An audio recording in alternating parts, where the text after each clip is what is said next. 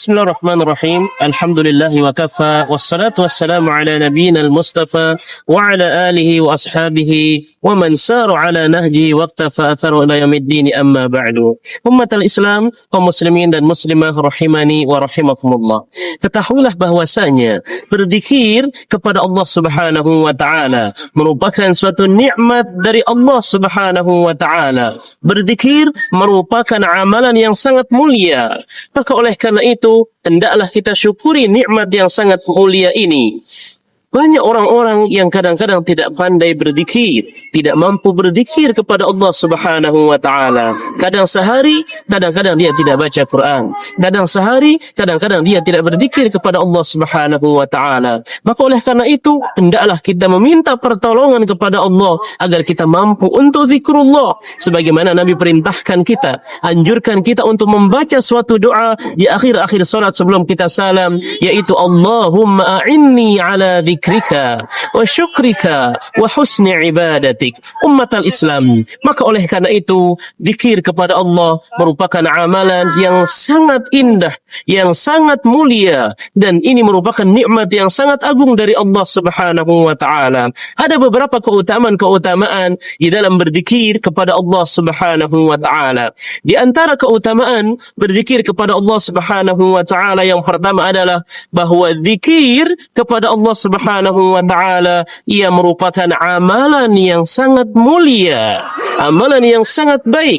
Sebagaimana dari Mu'adz bin Jabal radhiyallahu ta'ala anhu, bahwasanya Rasulullah sallallahu alaihi wasallam pernah bersabda, "Ala unabbiukum bi khairi a'malikum wa azkaha fi malikikum wa arfa'iha fi darajatikum wa khairun lakum min infaqi adh-dhahabi wal fiddah wa an talqaw aduwakum fatadribu a'naqahum wa yadribu a'naqakum." Qalu bala ya Rasulullah. Qala dzikrullah azza wa jal. Rawahu Ahmad. Nabi yang mulia sallallahu alaihi wasallam pernah bersabda, "Maukah kalian aku tunjuki yaitu satu amalan yang sangat baik bagi kalian, kemudian amalan yang sangat suci di sisi Rabb kalian, dan amalan yang mampu mengangkat derajat kalian. Bahkan amalan ini lebih baik daripada kalian berinfak emas dan perak, lebih baik daripada kalian ketika bertemu dengan musuh, kalian menebas lehernya, mereka menebas leher kalian, masih lebih bagus amalan ini." Maka para sahabat menjawab, "Bala ya Rasulullah, tentu ya Rasulullah." Maka Rasulullah mengatakan, "Zikrullah azza wa jal."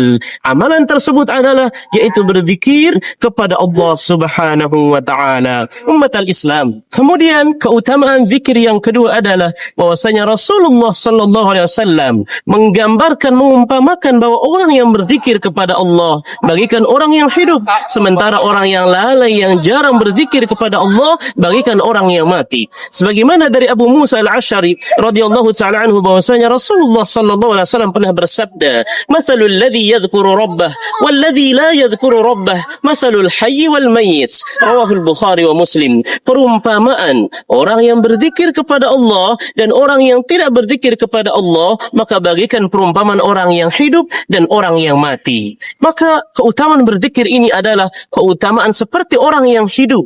Maka oleh karena itu perbanyaklah berzikir kepada Allah Subhanahu wa taala agar hati kita terus hidup, agar jiwa, raga, pikiran kita terus tumbuh dan taqarrub kepada Allah Subhanahu wa taala. Kemudian keutamaan berzikir yang ketiga adalah bahwasanya Allah Subhanahu wa taala senantiasa akan mengingat hamba-hambanya yang senantiasa berzikir kepada Allah, dan Allah Subhanahu wa taala senantiasa akan bersama orang-orang yang berzikir.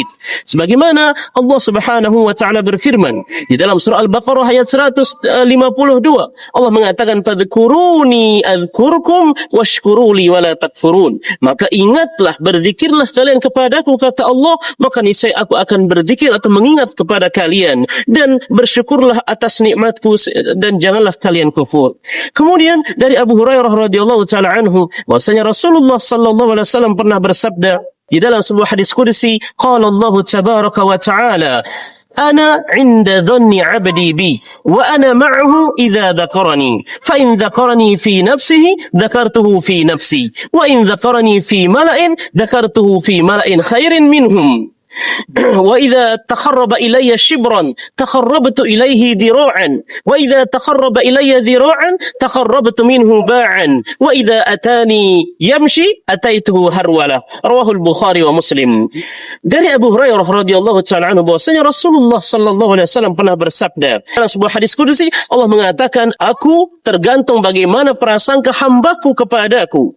Aku akan bersama hamba tersebut apabila hamba tersebut mengingatku.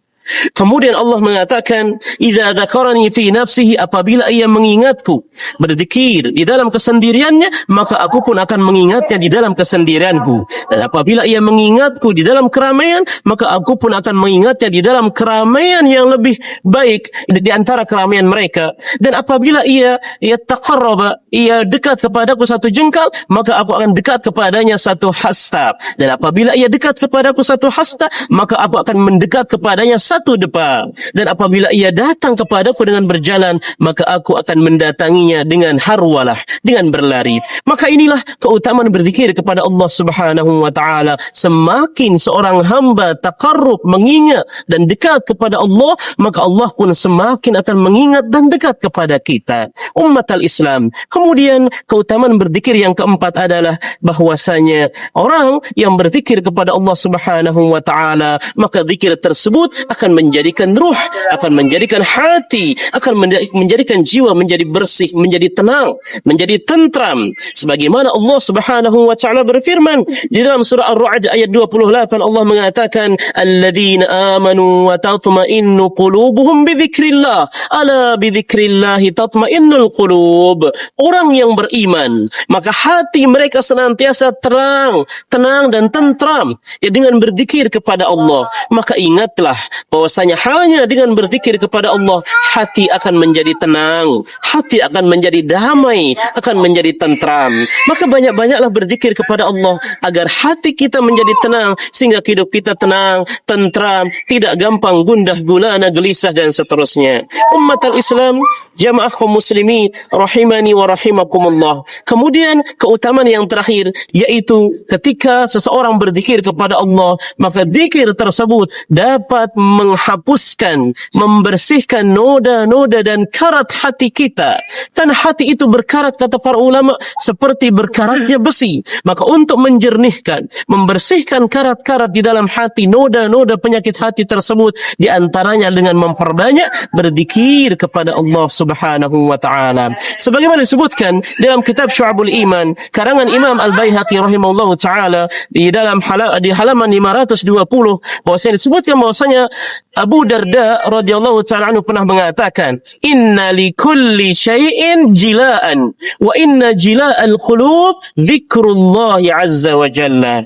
Abu Darda radhiyallahu ta'ala anhu mengatakan bahwa sesungguhnya segala sesuatu memiliki pembersih, dan sesungguhnya pembersih hati itu adalah berzikir kepada Allah Subhanahu wa taala. Umat al-Islam, maka oleh karena itu marilah kita memperbanyak zikrullah, berzikir kepada Allah Subhanahu wa taala. Salat itu adalah zikrullah, baca Quran itu adalah zikrullah, ziarah kubur itu zikrullah, menjenguk orang sakit itu zikrullah. Banyak ibadah-ibadah bagaimana kita taqarrub dan berzikir kepada Allah Subhanahu wa taala. Dan ulama menyebutkan bahwasanya hati itu akan menjadi ternodai dan berkarat dengan sebab dua hal. Yang pertama adalah al-ghaflah, kelalaian, dan yang kedua adzanbu, yaitu dosa dan maksiat yang seseorang lakukan. Dan untuk membersihkan karat hati tersebut, kata para ulama, juga ada dua cara. Dengan dua cara. Yang pertama bil istighfar, dengan memperbanyak beristighfar, dan yang kedua bil zikri, yaitu dengan berzikir kepada Allah Subhanahu wa taala. Maka mudah-mudahan dengan kita memperbanyak istighfar, dengan memperbanyak berzikir kepada Allah, mudah-mudahan hati kita menjadi hati yang lembut, hati yang bersih, sehingga dengan begitu kita akan tenang di dalam beribadah kepada Allah. Dan mudah-mudahan kita ketika sudah dibersihkan hati kita oleh Allah, maka mudah-mudahan seluruh anggota tubuh kita, lisan kita, pendengaran kita, mata kita menjadi bersih. Karena Nabi mengatakan, ya ala inna fil jasadi mudghah, idza saluhat saluhal jasadu kullu, wa idza fasadat fasadal jasadu kullu, ala wahyal qalbu. Ketahuilah bahwa di dalam jasad ini ada segumpal daging.